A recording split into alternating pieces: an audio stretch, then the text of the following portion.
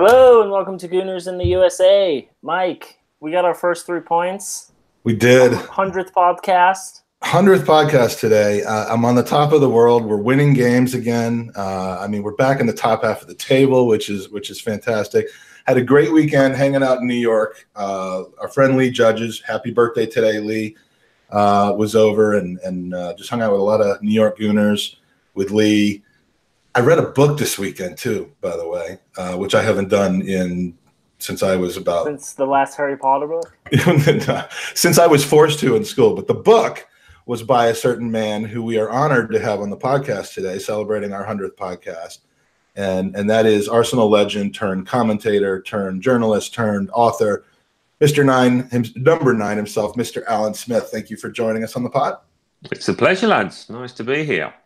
So when I told my 15-year-old that we were having you on the podcast, I was fully braced for him to say, "Oh, that's the guy from FIFA that's all the time." And I was going to throw his Xbox out the window because I've raised him better than that. Mm-hmm. But he actually knew. He said, "Oh, he's the guy who scored the first goal in 1989." So I was thrilled. I've done something right. Yeah. Either that or I mention it like 1,000 times a week around the house. We typically have a brief interview of our guests, and then we kind of go into a game review of the game just finished. But as our 100th episode, and because we know that our listeners really want to learn more and hear more from you than from us, we're going to spend more time on your background in the book than on the weekend's game. And if Andy and I get around to it, we'll talk about the game because it was a good one. Heads Up, My Life Story just came out on Thursday. How's it been since the book came out? It's been great. It's been busy. I did a couple of book signings last Thursday on the 23rd, and they went really well. It's always great to see Arsenal fans. Some of those, I've seen down the years, over the last 20, 30 years, some real diehards. So it's great to catch up and to have the support of those people. I really do appreciate it. There's a lot of competition for people's money these days, and if they're willing to buy a copy of my book, I really do appreciate it. So it's been good. Yeah, I've been busy trying to get the word out there because in the book world there's a lot of competition, but it's been going well so far. Yeah, and it's a book I'm really pleased with, proud of. It goes right through my career and covers what I've done since as well in the punditry world. So I thought you hated that word. I do hate it. I do. I don't know what else to call it. So Alan, you wrote the book on your own with no ghostwriter. How daunting was that for you to do? Because I've heard people who write books, they're told, okay, you have to hit this certain word limit. I mean, how crazy was it for you to get that done? Well, I've always written. I mean, it wasn't overly daunting to think I've got to write it because I wrote for the Daily Telegraph for 20 years. I wrote for the London Evening Standard the year before that, straight after I retired. So that's something I'm well versed in, I suppose. Writing a book's different because, the sports desk of the Telegraph will ring you up and say, "Alan, we want 1,000 words on David Beckham or something," and you'll go, "Okay, great." But when you're writing a book, you've got to expand on your thoughts much more. And sometimes my publisher had to remind me of that. Let's hear more about this, the details of that. So that's something I had to get into. But I was always going to write it myself because, as I say, that's what I've done for the last couple of decades. So, and I'm pleased with that because it kind of separates me a little bit from most sports autobiographies, at least footballers, in that very few of them have written it themselves. So, we know Dennis Bergkamp's book. A lot of people have been a fan of that, but we know he had somebody along with him on the ride there, and that's what just makes your book so much more. Not more. I mean, we're not comparing, but genuine. And no, yeah, I think it's important that you can hear the author's voice on the page. It's their thoughts coming straight to you rather than through a middleman, and hopefully that's the case with my book. Well, as I said in the intro, I generally am not a book type. I'm a video media or quick journalism type of media guy, but I read through your entire book in 2 sittings. I enjoyed it that much. Thank you.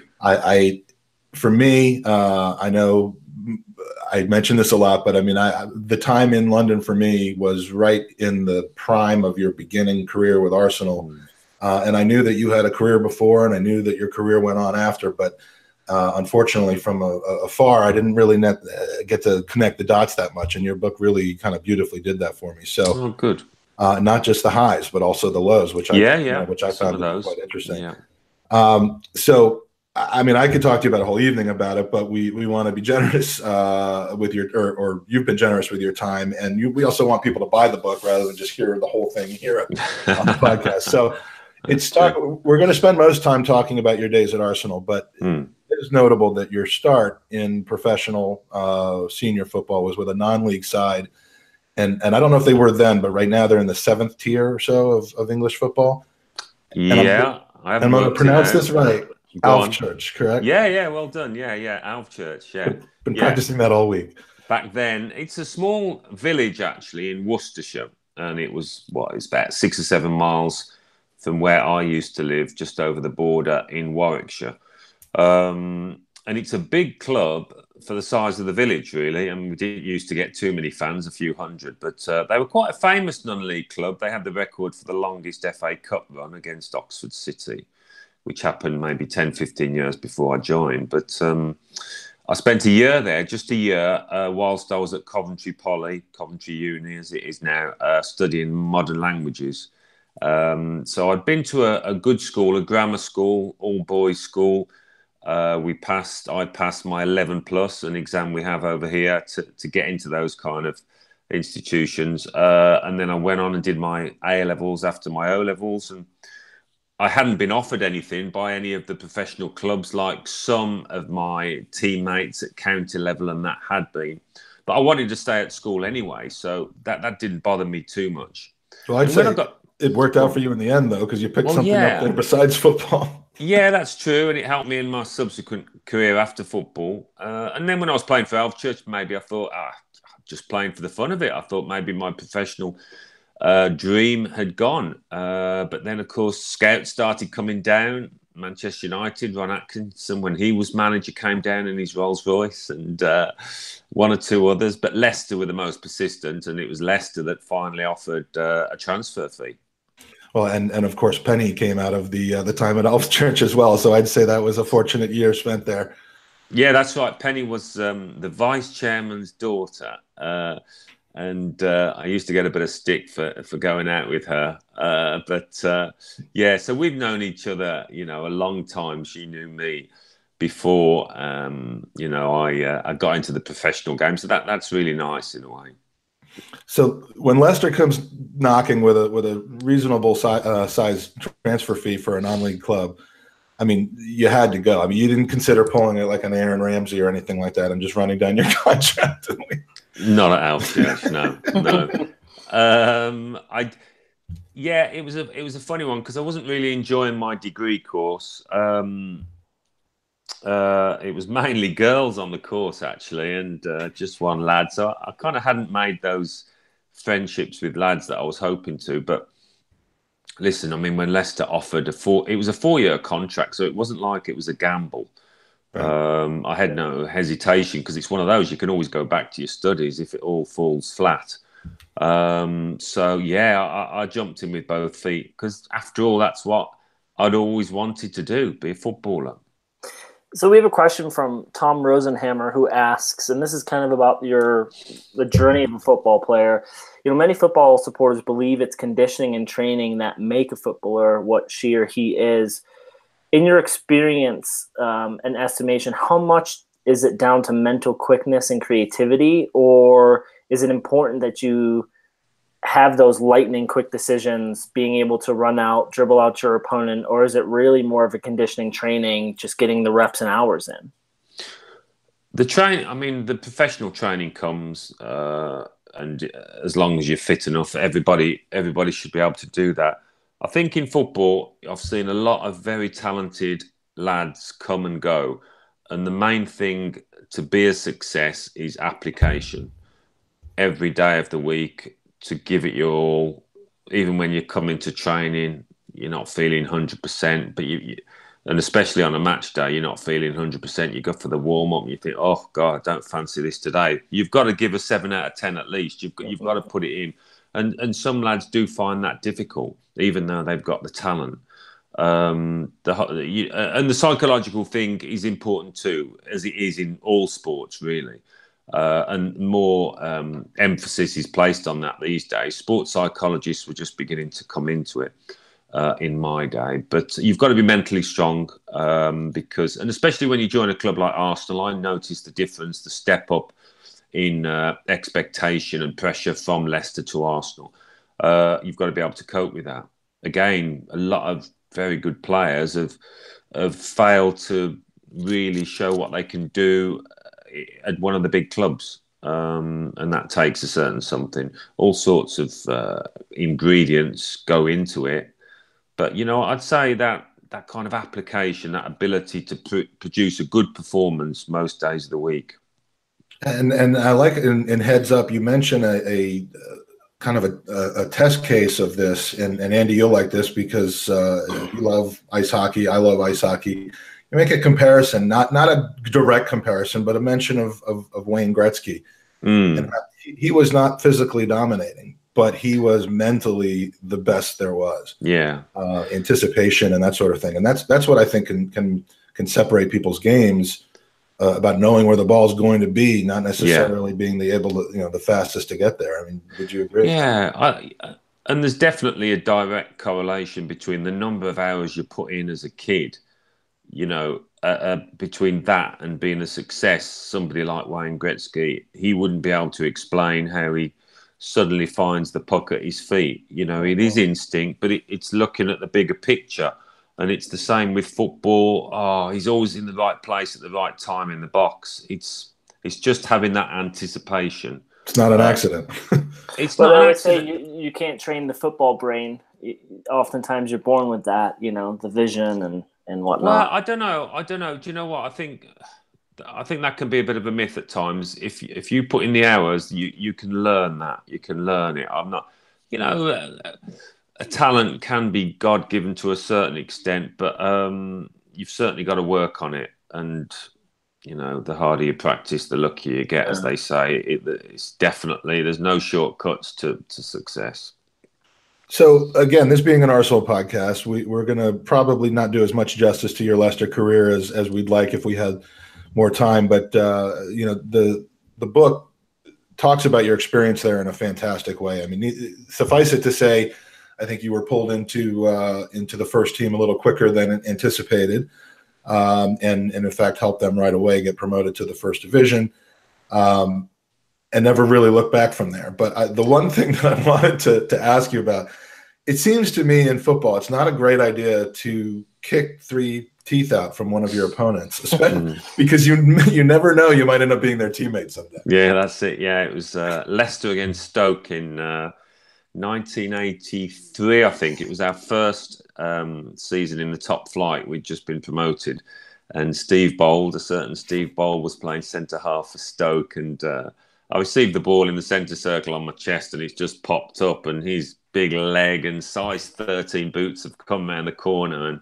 missed the ball and smashed into my face, and I've gone down on one knee, held my mouth, and there's blood there, and I'm thinking he's just cut my mouth, but Mark Chamberlain, who was an England winger at the time, and Alex Oxlade-Chamberlain's future father, he's picking up these things off the grass and handing them to the ref. Oh, I think you need these, ref. And then the ref's showing them me and then my teeth.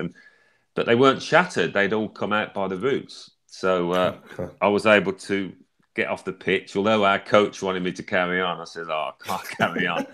I just had my front 3 teeth kicked out. I went into the hospital straight away, and the dentist there, she shoved them back up.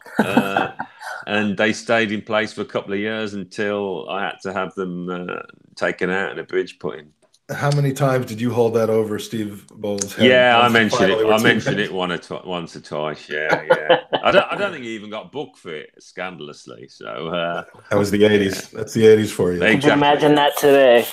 Oh, I know. Yeah, I know. VAR, when it comes in, I'd have a field day with that. There'd be slow motion of my teeth coming out of my mouth, wouldn't there? Luis Suarez would have never even been banned for one game back in the 1980s. Exactly.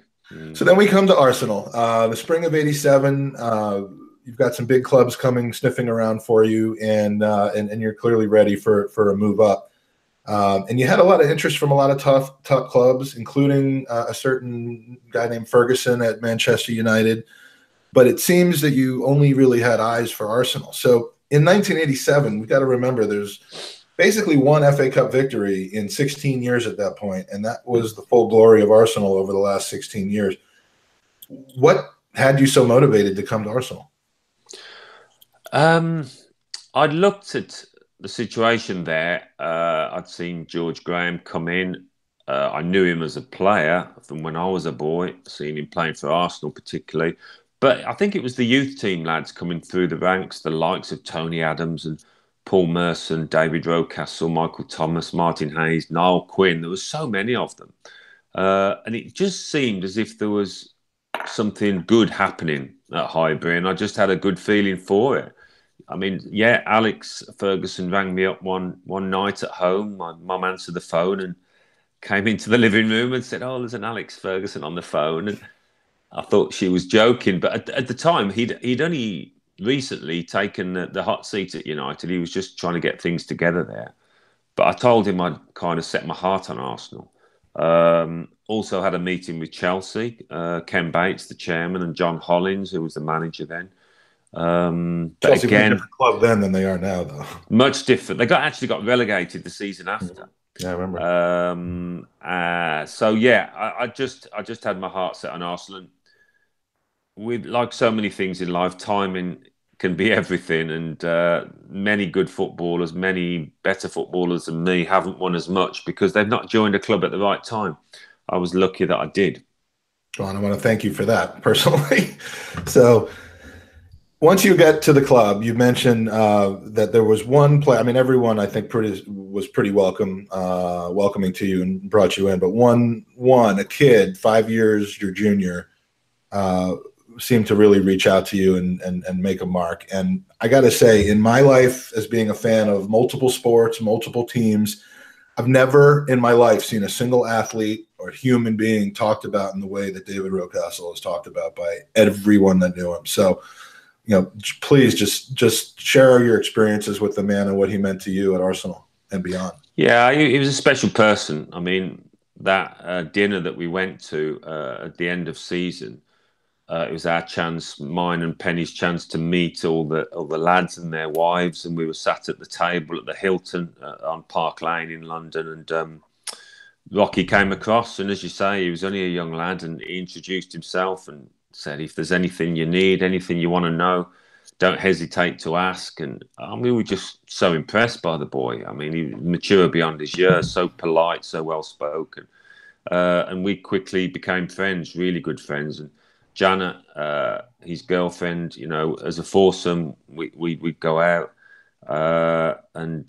yeah, he was a special mate, and of course a special talent on the pitch. I mean, what a player! I say in the book, he had the heart of a lion and the tackle of a rhino and the skill of a Brazilian. He was the crowd loved him, and why wouldn't they? Because he did have everything. You couldn't intimidate him with kind of physical, crashing into him and thinking he'd shrink away. He just wasn't like that. He'd just keep coming back for more. And it was such a shame that he had a knee operation that didn't go that well, and it robbed him of a bit of his mobility. And he was never quite the same after that. Well, I mean, what a man, though. I mean, when I first returned to Arsenal live, I mean, it had been 20 plus years, and I came back with my family in March of 2013 to see Arsenal in the Emirates, and it just happened to be Rocastle Day. It was the first game after the March international break is always in line with with the anniversary, and it was so touching, the Rocky chants around the stadium. It's so easy to forget as time goes by what talent he was. But even the people that remember the talent don't necessarily remember the man the way that he was. And it's great hearing so much about him in the book from you, because he clearly meant a lot to you. Yeah. He was a big voice in the dressing room as well. I mean, he was one of those lads everybody loved. He had a great sense of humour. And I think he broke his heart, and it probably broke George Graham's heart. I'll never forget, they were sat in George's white BMW in the car park for over an hour the day George broke it to him that he was no longer wanted at Arsenal and he was going to sell him to Leeds. And Rocky came out and he was distraught. And the gaffer, he's quite a hard-nosed Scot. Things wouldn't normally get to him, but I think that did get to him because he loved him, but he recognised that, he wasn't quite the same player. It was a tough time for all of us, really, to wave him off, and obviously it was a devastating time when he passed away. Yeah, I bet. And so it's the 30th anniversary of that 88-89 season. So all of my mates who have been tired of hearing me talk about it incessantly over and over again, I'm not going to dwell on it, but I do have to ask about that 5-day period, where celebration was turning into a near funeral. Saturday and Wednesday games against Derby and Wimbledon, which I attended both. I remember both. The sinking feeling in my stomach, it just was hard to shake. But we know from watching the brilliant 89 film that at least one person, George Graham, was not ready to throw in the towel. How did you feel about your chances, walking off the pitch at Highbury against Wimbledon? Well, we kind of did a lap of honour, you might remember, and applauded the fans. And it was like, well, thanks for coming. And we tried, not quite good enough, that kind of attitude, and went back into the dressing room. And the chairman came down like he normally does on the last day of the season, Peter Hillwood, and he said, well done.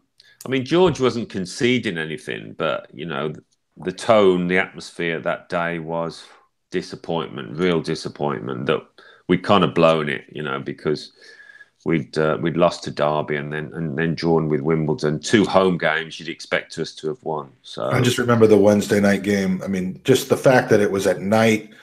I don't remember what the weather was, but it just had that extra edge that you wouldn't have necessarily at a few minutes to 5 on a Saturday afternoon. Wimbledon were kind of party poopers, weren't they? Anyway, so they loved it. But once and you loved Vinnie Jones, though.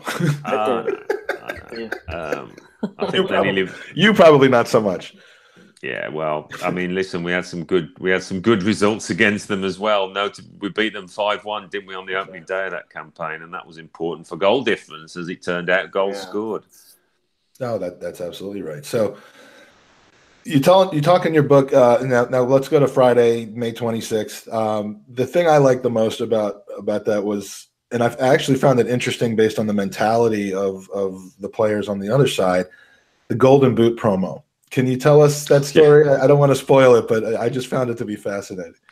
Yeah, well, me and John Aldridge were vying for the Golden Boot, top scorer in the top flight, and the Adidas representative was there, and he wanted to do a little presentation on the pitch before, and a little head-to-head, this is the shootout tonight, and he asked me if I was willing, and I said yes. Don't know why, but I did. He went away. He came back, and he went, "Oh, John's changed his mind now," and I said, "Oh, fair enough." Then he came back again. He said, "Oh, no, John thinks he will do it." But then he wouldn't do it. So there was this to-ing and fro-ing. And, thinking back, you wonder, well, John was nervous, and maybe the Liverpool lads as a whole were nervous about what was laying in front of them. Really, I suppose they shouldn't have been, because they were in the dominant position. But we did notice, once kickoff arrived, that they weren't quite themselves. Strange situation when you can lose 1-0. You don't quite know how to attack the game, but we certainly knew. Yeah, it's a banana skin situation, and it just. And how did you guys feel heading up to Liverpool? I mean, you just said you're sitting and doing that walk off just after Wimbledon, saying, "Okay, we've blown it." But how do you feel as you're heading up, knowing you've got this juggernaut in front of you and you need 2 goals? What was the vibe like for the team? It was lively. We were all chatting and laughing. I mean, when we first got on the bus at the training ground, there were all sorts of people on that coach, people we'd never seen in our lives before, friends of the chairman and this, that and the other. And many of them were sat in our lucky seats, and we had to politely tell them to move this day of all days. But yeah, it was. We were laughing and joking on the way up because it was one of those atmospheres. What have we got to lose? All the papers in England had written us off. The TV, nobody really fancied us, and you could understand why against a fantastic Liverpool team. And you had 9 days to think about it too. Yeah, we did. Yeah, so training was kept nice and light, and we had plenty of five-a-sides, which George didn't used to like giving us. It was like a reward, a five-a-side was. But I think he sensed that he needed to keep the heat off a little bit, and he did it perfectly. So we got up there and we had our lunch at Atlantic Tower, the hotel down by the Liver building, and we went off to bed and had a really good sleep. I was sharing at the time with David O'Leary, and we had a good couple of hours, which isn't always possible on a match day. Sometimes you close the curtains at 2 o'clock and you just can't get off. You're thinking about the game, tossing and turning. But when we came back down, all the lads had good sleeps, it seemed. You got me. My battery's going low, so I'll have to plug in a minute. But the gaffer gave a brilliant team talk. He really did, and he kind of repeated it at Anfield with a few add-ons. He really got us pumped up for it. He made us believe, because he wasn't emphasising the fact we've got to score 2 goals. He was just saying, don't concede, lads, because if we concede, we'd have to get 3. It's not going to happen. Game over. So as long as we kept a clean sheet, he was going to be happy. And we had at half-time, although we came in disappointed because we'd hardly had a chance. Baldy had the header, but that was about it. But again, he lifted us. He said, perfect, lads, going according to plan, just how I wanted it. Let's just push on a bit now, get Lee and Nigel, the fullbacks, the wing-backs as they were, higher up the pitch. Let's be a little bit more positive, and we'll soon get that first goal. It's like he was Nostradamus on the night. It really was. If you want to take a second to plug in, because we're about to get into a goal that was scored that night, and we don't want to lose you on that one. No, I'm going to have to change background or something here. Hold on a minute. Not a problem. I can actually turn your camera off, I believe. No, I can't. So we're getting a tour of the Smudge household. This is my office. This is where all the magic happens. Where I wrote my book. Oh, yes. Wow. The room. It's going to be a national landmark. Yeah. So I mean, I regret not being able to go out to. I think I was in school that day, just in a pub though, rolling around on the ground by the end of the night. Let's just put it that way. But early in the, you can still hear us, correct? Yeah, all good, mate. Yeah, okay. Yeah, I'll just try and balance you up there somewhere. Yeah, is that okay? Oh, perfect. Early in the second half, just as George Graham drew it up, Nigel Winterburn swings in a free kick, and the rest is history. And I of course watched this about 4,000 times over the weekend. Anyone, even people who live in Liverpool, can look at that video, especially the one with the reverse angle that they show, the replay behind Winterburn, and not think that you got a touch on the ball. It's completely insane. Do you remember? No. Do you still have the feeling in your head of the ball hitting your head, or is it? Oh yeah, definitely, because it was a really strong contact actually, and I couldn't understand all the fuss. I suppose it was just the fact that the ball hadn't deviated on its path too much. I'd helped it on its way, but yeah, it was a free kick that we always used to practice in training. It never used to come off, but we persisted, and it was a lovely delivery from Nigel, that in-swinging one. Tony threw himself at the ball or threw himself at an opponent, one of the two, created a diversion. Baldy tucked round the back, and I just managed to sneak in and help it on its way, and went off to celebrate in the corner with the fans quite quickly, and then get back to the halfway line. But then I'm jogging back, and I see all the Liverpool lads crowding around the ref, and I'm thinking, what are they moaning about here? And at that point, you're fearing the worst, because they had some vocal characters, didn't they, back then? The likes they could have intimidated, absolutely. Yeah, Ronnie Whelan and Alan Hansen and all sorts, right in the ref's ear. And we only had David O'Leary as our representative, and I don't know why that was, but he was our senior man. But the ref actually has said since that he was always going to allow it. He was just going to see the linesman to let things calm down.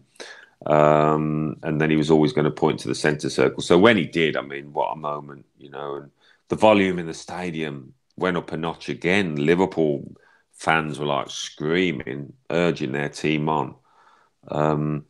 The noise, the pace of the game was just furious that night.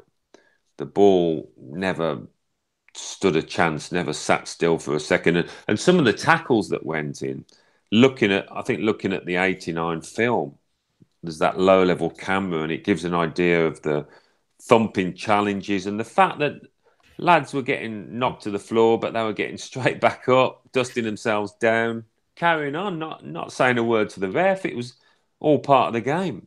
And the ref was saying, okay, lads, on we go. And that is an aspect of our game that I do miss. You know, obviously now players would be trying to get people sent off. It was a proper football game, that one. I mean, it was. Yeah. It was. I mean, Mickey was steaming into tackles, Rocky as well, into the likes of Ronnie Whelan, Steve McMahon, and these lads were hard customers too, and they didn't make us fuss. They didn't squeal at all.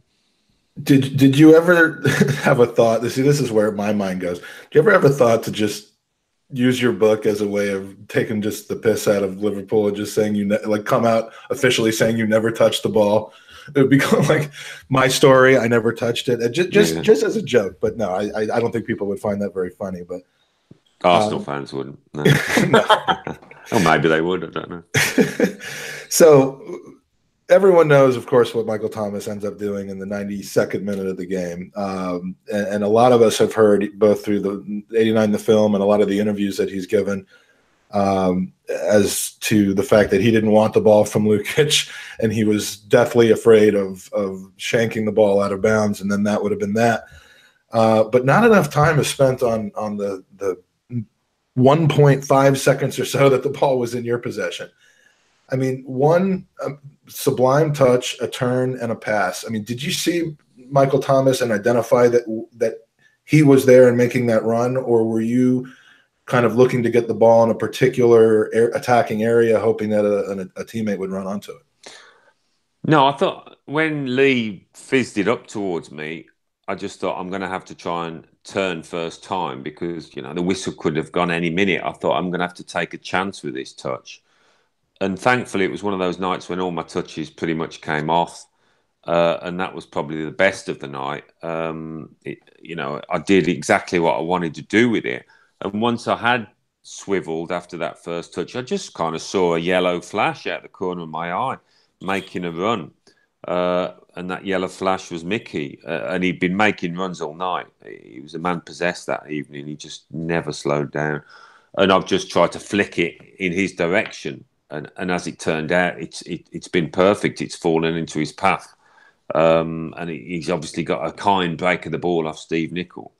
But after that, I kind of dick it over his head, I think he said. But he tried to, yeah, he tried to. And he says he made a bit of a mess of it. But 9 times out of 10, that ball would rebound out of harm's way, wouldn't it? But it's rebounded straight into his path. So this was a game where 9 times out of 10, everything that would have happened, any of these things, I mean, just a harder touch from you, the whistle blowing right when you take the first touch. Because if you, like you've said, if you don't show immediate attacking intent, the ref is going to be inclined to blow the whistle. If you do, he's going to let it go a little bit. That's kind of one of the unwritten things, I think.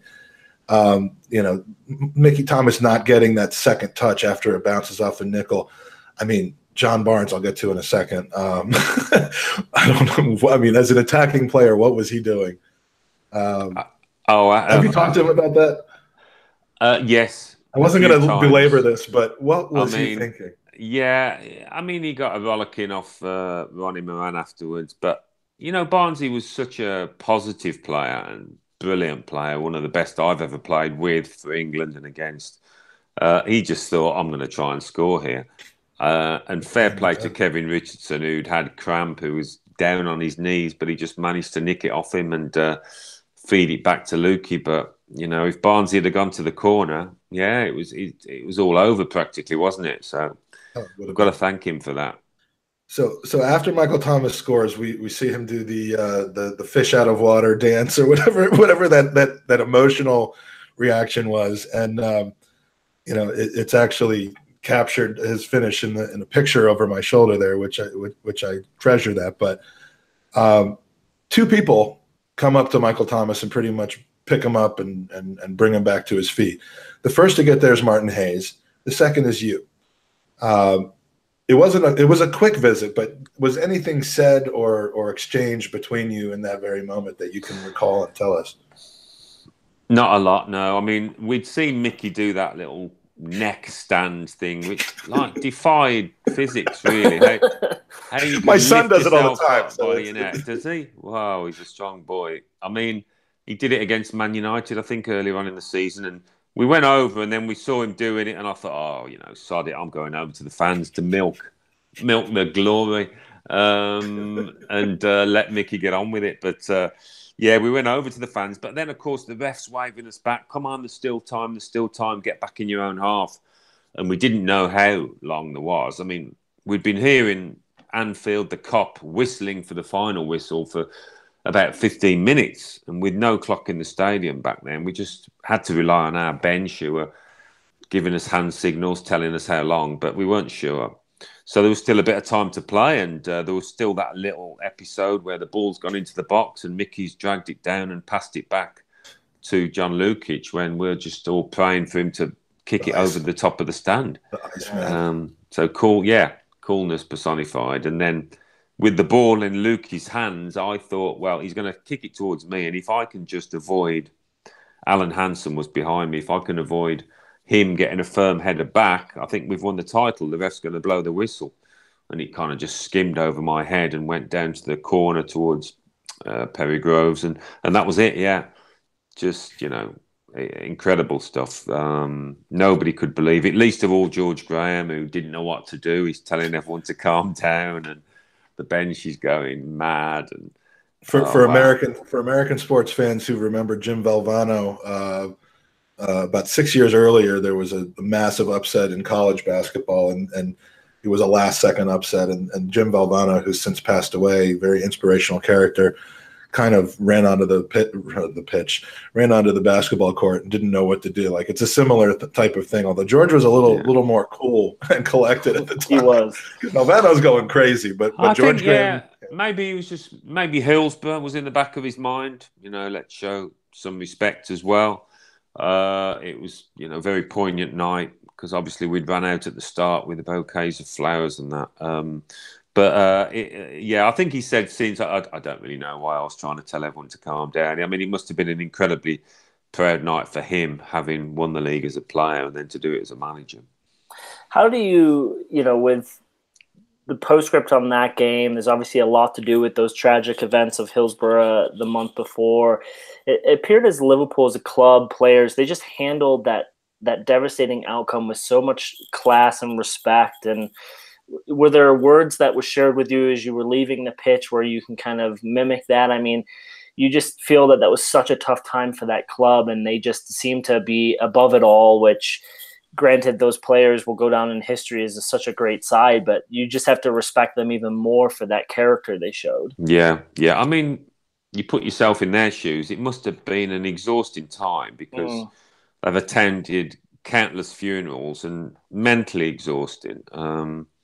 That because Liverpool's such a tight city, they're all feeling the family's losses. Kenny Dalglish particularly, he says now it took such a strain on him.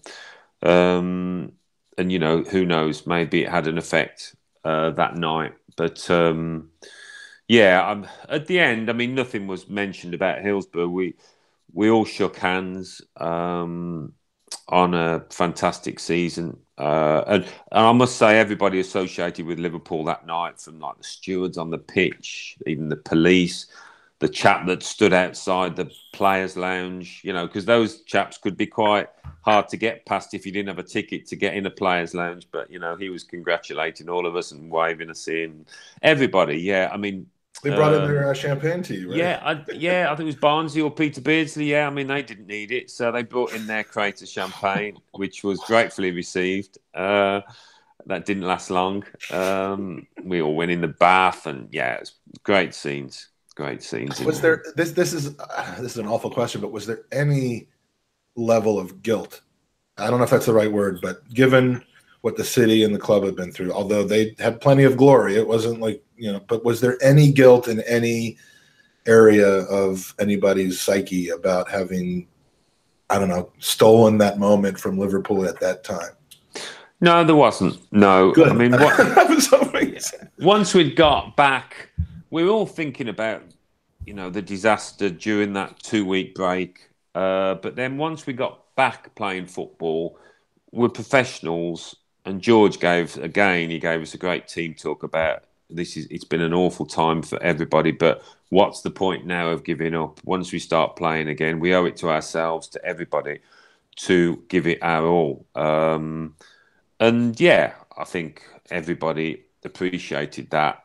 We'd won a game of football deservedly, and we'd taken the spoils. And Hillsborough, although it's always overshadowing things that season, it was about the football that night once the first whistle went.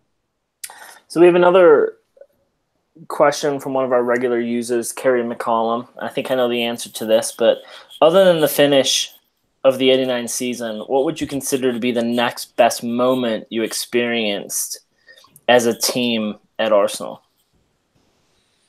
Or even individually as well? Well, I think, when we won the league again, to lose just one game was something. If anything, we were a better team in 91, a more rounded team with a bit more experience.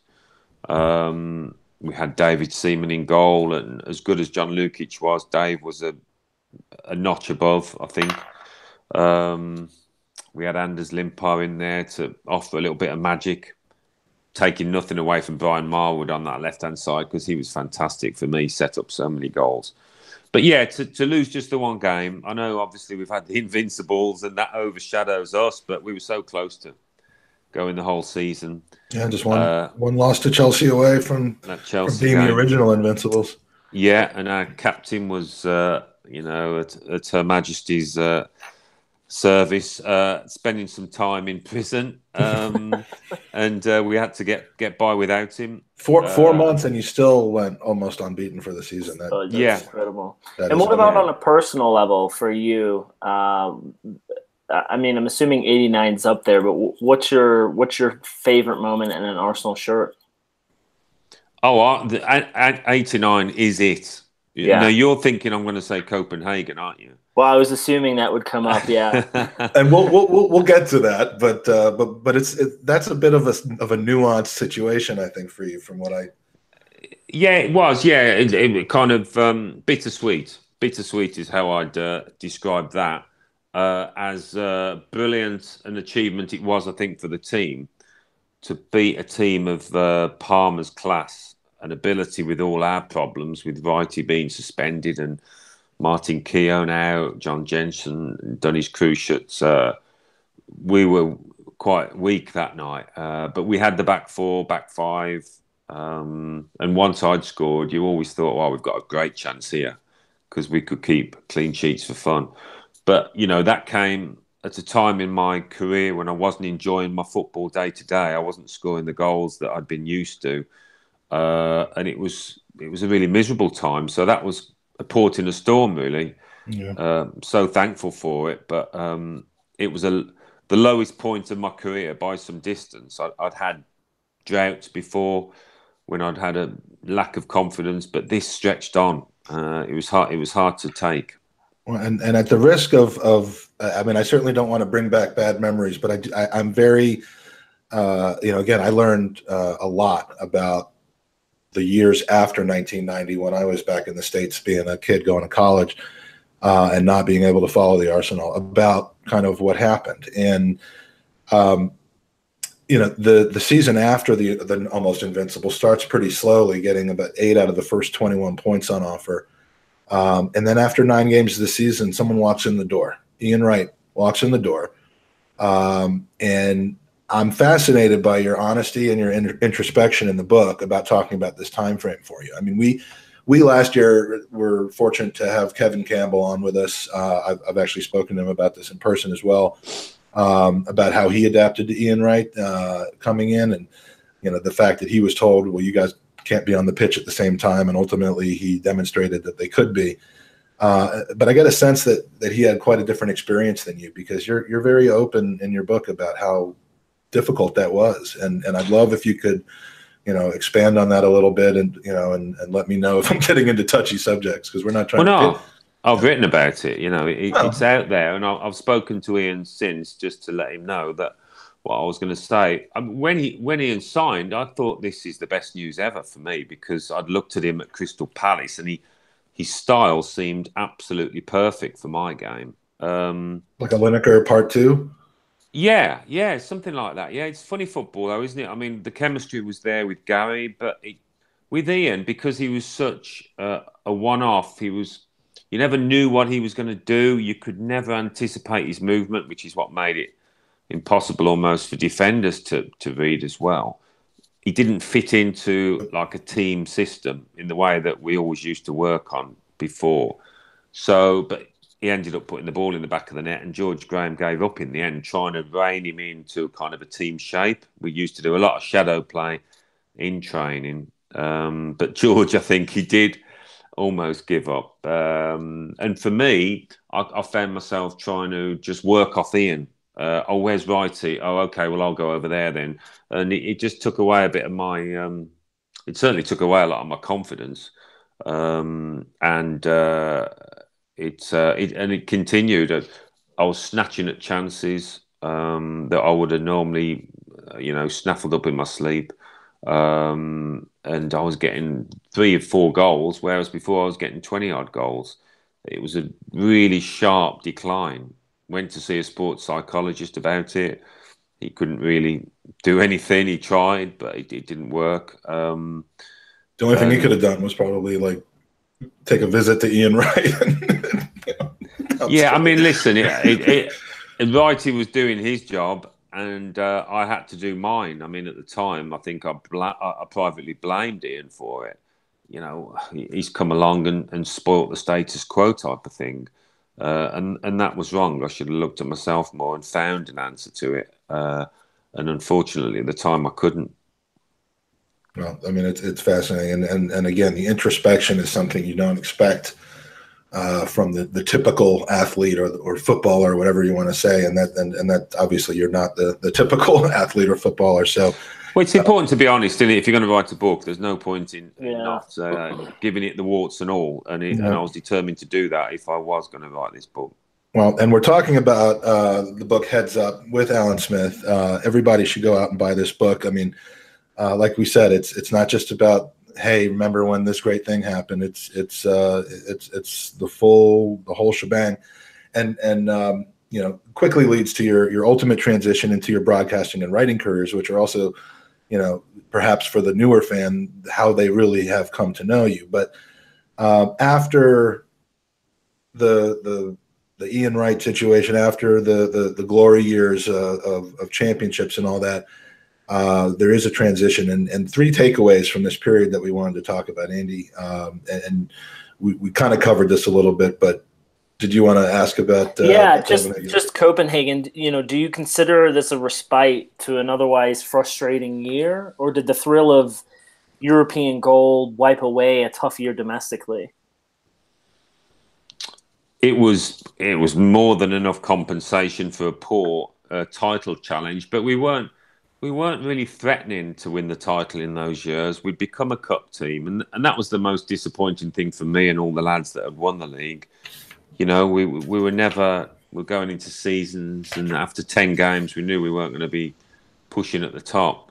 But Europe was something different, wasn't it? I mean, Arsenal had only won 1 European trophy prior to that, the Fairs Cup in 1970. So it was a big deal. And for George Graham, it was a big deal. He changed his tactics after we'd got knocked out of the European Cup in 91 by Benfica. Sucker punches, really, that saw us off there. And we were playing 4-4-2. And so George thought that left us too open. We went to 4-3-3. So on a Saturday, 4-4-2, on a Wednesday, whatever, 4-3-3. So we'd had to work hard on just adjusting our roles on the Monday and the Tuesday. But it worked. I would be through the middle, and we'd have Righty or Kev or Merce, 1, 2 from 3, supporting on the flanks, and it just made us stiffer in midfield, harder to beat, and it worked perfectly. And as I said, to win it in the end, it was a tough cup competition that year. Ajax, Barcelona, I think, were in there. There were some good teams, and Parma being one of the best. Led by a very canny manager. And David Seaman had a marvellous game. He had pain-killing injections in his ribs that day to get him through. He pulled off some brilliant saves. And it was a famous win. And a lot of Arsenal fans talk so fondly about it because they all had a great night in Copenhagen as well. They were made so welcome. Such a great tournament idea too. I mean, I know if you brought that back today, there'd just be too many games, too many logistics. But just to have a cup of cup winners, I just thought was always fascinating. Yeah. And the relationship with George Graham, you described kind of in the final years. Now his career obviously took a path that, as far as Arsenal is concerned, didn't end in the best manner. But your relationship with George also kind of didn't end in the best manner, and you described that in the book.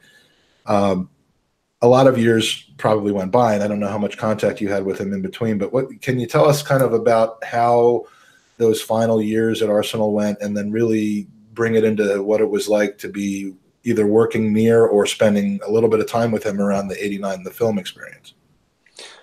Yeah, I mean, with my form tailing off, I was becoming less important to him. But he knew what kind of person I was. He knew I was honest. I was trying my best. He was trying to rebuild. Yeah, I mean, the kind of climax came when he really gave me a volley one day, New Year's Day, '94. We'd lost against QPR at home. I'd got dragged off. I'd had a poor game. I was having a poor season. But he used some swear words that you would never expect him to use. And it shook me, and I think it probably shook my teammates that he would be quite so brutal, so violent in his kind of condemnation. And I really took offence to that. I thought I deserved more respect. But I think that was symptomatic of what George was going through at the time. The whole bungs thing was bubbling up. He could maybe see the writing on the wall, and it changed his behaviour, I would imagine. You can imagine something like that not many knew about. We'd heard whispers, but it all got a bit stale at that time. As I say, we weren't title challengers.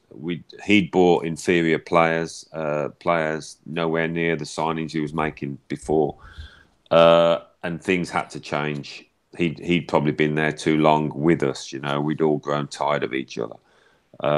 We'd heard all his rollickings before, but no, I mean, that one day I wouldn't want it to overshadow at all my relationship with him. We had a fantastic one over the years of respect.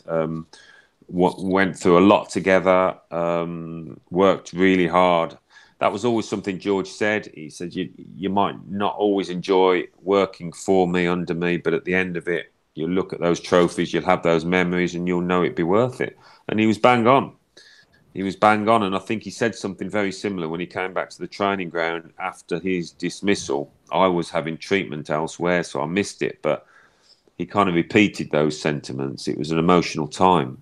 And he goes down as one of Arsenal's greatest ever managers, definitely. Absolutely. And seeing him in the '89 environment kind of so many years later, was it just a joyous reunion or? Yeah. I've seen George. I've seen George a lot over the years at different events, and we're fine. We're fine. I think we both appreciate what a great period it was for everybody. So it was nice. It was nice to see him that night. And when you look at where you went after playing into media rather than coaching, there's obviously two avenues we see a lot of ex-players go down. Was coaching ever a consideration for you? It wasn't actually. I never really gave it a moment's thought. I knew I wasn't cut out for it. It didn't really interest me. That nuts and bolts of you know, coaching, getting on the training ground. The media side did. I'd always had it in my mind that I'd quite fancy doing a bit of writing, and that's what happened. And I was lucky, really, because I had work to do. I had something to occupy me, to concentrate on. And it was never like a last resort. Oh, right, I'll try coaching, and I've got nothing else to do. I never went down that cul-de-sac. So I've been very lucky over the last 23 years that I've been in gainful employment, as we say, and fantastic jobs. I've been so lucky. And we see you're being replaced on FIFA 19 with Lee Dixon. Was that something that let me stop you right there. Oh no. No, Lee's come on board to do the Champions League. Oh, he has. So you're still in the? Are you still in the game then? I am doing the Premier League with Martin Tyler great. still. Yeah. Oh, Andy, you almost ruined my son's life. Oh my! I would have no idea because my hands don't work that dexterously to be able to be any good at that. No, we didn't have the Champions League, but I think EA Sports bought the license back, so they've got it again. So Lee's doing that, whilst I do the Premier League with Martin, as I have been doing for 8 to 9 years. Yeah, I was going to say that would be quite the. I think that would upset a lot of people. Yeah, more Gooners on the commentary. But I mean, it's a fantastic thing to be involved in. It really is, because you at Old Trafford. I was at Old Trafford last night, and you've got 12-year-old kids asking for selfies, you know, and they're not big fans of my Arsenal career, you know. First they took selfies, FIFA. Then they took selfies of Lucas Moura, I hear. They did. Now, Lucas, I was talking to the backroom staff at Tottenham about that. They say he's such a humble boy, you know, and a night like that, for him to go over there and have these selfies taken, I thought, isn't that strange? Isn't that strange? Says a lot about the United fan base, I guess. Yeah. We won't force it. Unusual. We have two. I just wonder too, though, were those people Brazilian or you know what, you know, that that's hopeful that they're not United supporters, because it's a bit strange. No, I mean, listen, we were at Old Trafford at 4 o'clock last night, 4 hours before, and the place is packed. I mean, people have come from all around the world, so there's every chance it would have been somebody from any part of the world. Yeah. I remember a few years ago we were leaving Upton Park after having some beers at a local pub, and my father and brother-in-law are diehard West Ham, and Mark Noble was walking to his car, and they got a picture of him between this like fence, which I thought was even stranger. And then he said to me, "Do you want a picture?" And I felt bad, but I went, "No, you're okay." You've dissed Mark Noble. Take pictures with Theo Walcott, so that's a different story. He refused. Do you have time? We're pushing at our hour, but we have 2 more questions we'd love to ask. If you've got just a couple more moments, is that? Yeah. Okay. This battery should hold just about. Yeah. Okay. First one's from Schwen, Andy. Yeah. Sorry. So where did that go? Do you have an off the field moment? Yeah. Sorry. One either inspirational or comical that you know that we haven't covered so far that you'd like to share. Something, you know, that wasn't part of a game, but just maybe might provide some insight into the life of a footballer. Well, I had the privilege of sharing a room with Paul Gascoigne with England, which was some experience. He was somebody that never sat still, and he was in and out. I never forget, though, we went to Russia once, and me and him were playing for the B team the day before the seniors were playing in Moscow, and we played our game. We were waiting on the bus for the seniors to finish. We were all travelling back together. We're waiting on the coach in the square, and Gaza gets bored, and he's got this fistful of rubles he wants to get rid of. We're going home the next day. Big fistful, probably not worth a great deal, but he's decided to put it through the little sunroof on top of the bus onto the roof. So then when we did pull away, they fluttered everywhere and caused a riot behind us. Like, people are scrambling for these notes. And the army, as they're always there for these games, this fella stopped the coach. They're so annoyed. Stopped the coach. He's got his jack boots on, his long coat, his cap. He's got his rifle over his shoulder. He's marched onto the coach and he's come right up to me. For whatever reason, he's picked on me. He tells me to stand up in Russian and he starts wagging his finger and blaring at me, shouting right in my face. And I've gone, I don't know what to say. I thought he was going to arrest me, just take me away. But eventually he went and I've looked round and Gazza's on the back seat, sniggering away, and that was typical of him. He was so cheeky. He was a one-off. But I mean, being a footballer, you do experience so many funny moments off the pitch. One night in Porto Banús, we'd all had a drink in Spain, and we decided to throw Perry Groves into the port next to a boat. I mean, there could have been anything under the water there, but luckily there wasn't. And he's clambered out, gone back to the hotel, got changed, come back again as if nothing's happened, and got a beer on the go. You say that if the owner of that boat had got into it and driven away, you just would have been without Perry Groves. Well, no, he went into the water, but there was the other time before the League Cup final against Luton where Kenny Sansom, so drunk, and he's just clambered onto a boat and fallen asleep. As you say, if they'd have sailed off, we'd have been without our left back. But there you go. All right. So before the last question, I want to mention real quick for people that have been watching the podcast, they know that we're about 2/3 of the way through our annual fundraiser for the Leukemia and Lymphoma Society. Alan, we do a fundraiser campaign called Gooners versus Cancer. If our listeners, if people who hear about this fundraiser just can visit Gooners versus Cancer, you can go to Gooners v Cancer. We have both. They both point to the same place. Any little donation of whatever you can will help us get to our goal. So, and next week on the podcast, we'll have an exciting announcement about a fundraising effort for that.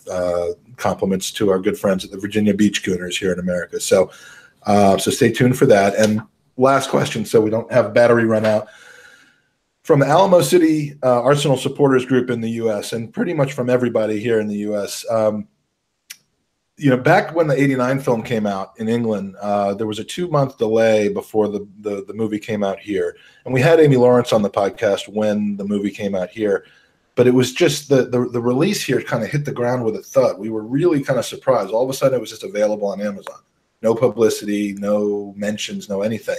And I really think they kind of missed a trick there because, I mean, there are thousands and tens and thousands, hundreds of thousands of Gooners over here. So have you ever given thought with your book to visiting the U.S. and kind of doing either a whirlwind or a 2-city type of tour to see how many Gooners supporters you have over here?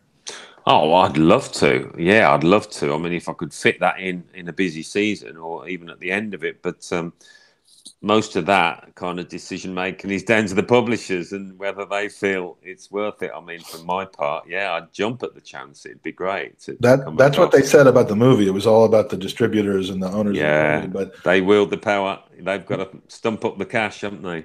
Well, yeah. I think they may underestimate the size of what they would have waiting for them if they can. Yeah. But even if it were during the summer and the season, I think certainly you'd have people lining up to meet you and say thank you. And that's what really makes this so special for us is that we've had a very rare opportunity to be able to speak to really one of our sporting heroes and someone who I just admire 10 times more than I already did before the weekend now that I've read some of your experiences. So the book is called Heads Up.